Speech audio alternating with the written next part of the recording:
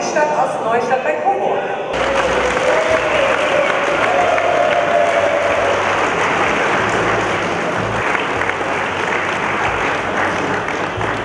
Und wir haben auch in diesem Jahr wieder 2 Sonderpreise. Innovation.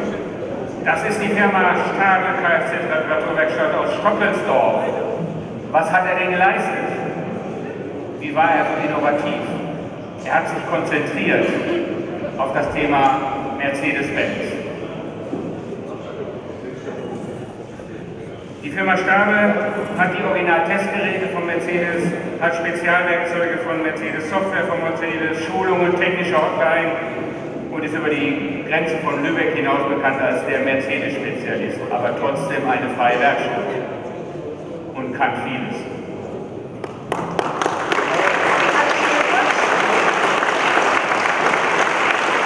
Das müssen Sie weitermachen.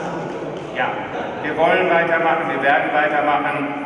Dank der Jury, die das System auch weiter treiben wollen, zum Wohl des Marktes.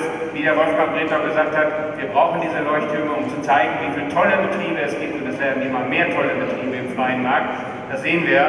Und diese Betriebe werden immer besser qualifiziert. Wir haben eine Chance, eine berechtigte Chance. Und der Markt hat sich auch weiterentwickelt. Es läuft positiv, auch in diesem Jahr wieder für den freien Markt.